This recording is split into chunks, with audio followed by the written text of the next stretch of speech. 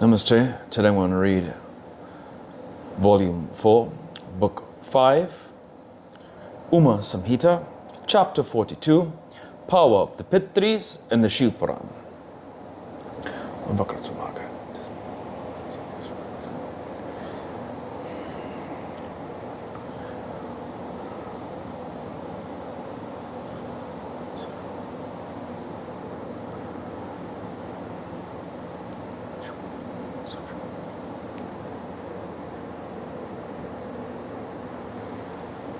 Hriyam Tat Sat. Bhishma said, Markandeya of great intellect, or foremost among the devotees of the Pitris, what happened after that? O excellent sage, please tell me. Markandeya said, those 7 traverses of the lake Manasa engaged in sacred rites and yoga got their bodies withered up, taking in only air and water. After sporting about for a long time there, like Indra in Nandana, the king, accompanied by his wives and the members of his harem, returned to his city. A son, Anuha, was born to him.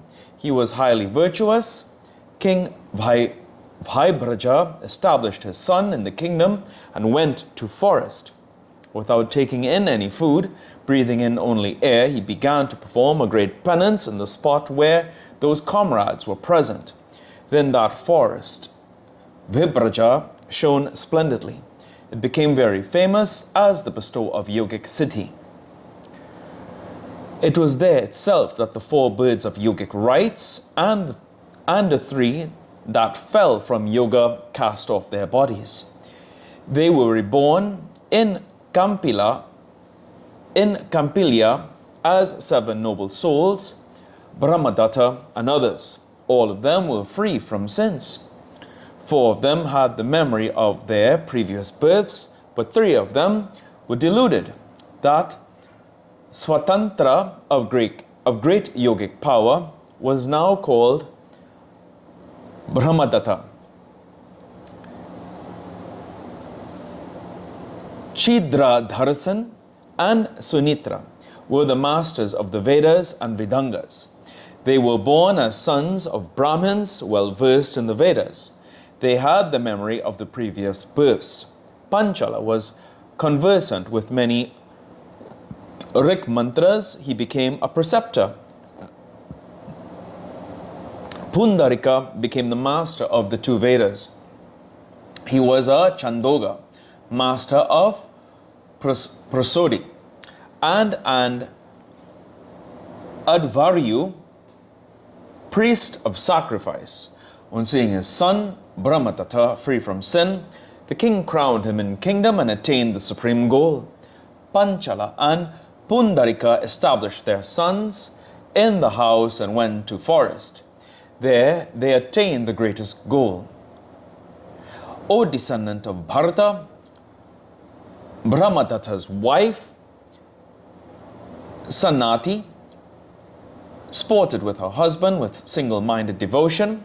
The other 3 Chakravaka comrades were born as Brahmin sons in the family of a poor man, O king. The 4 sons of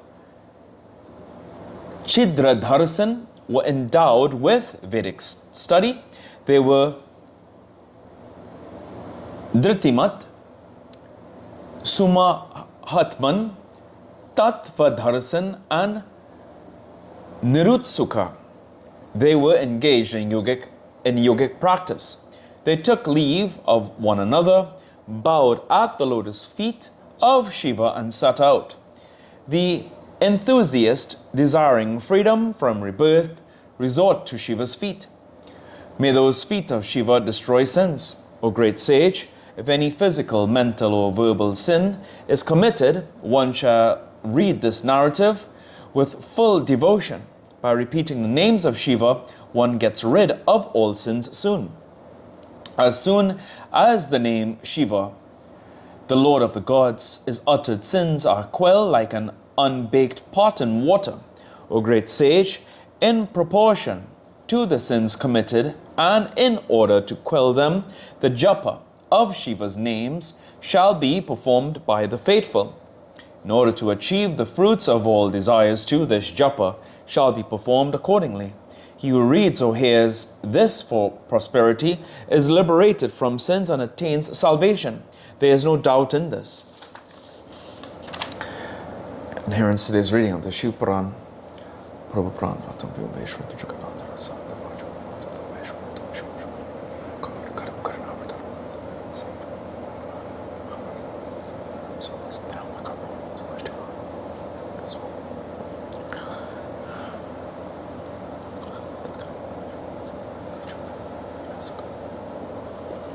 Hari Om Tat Sat.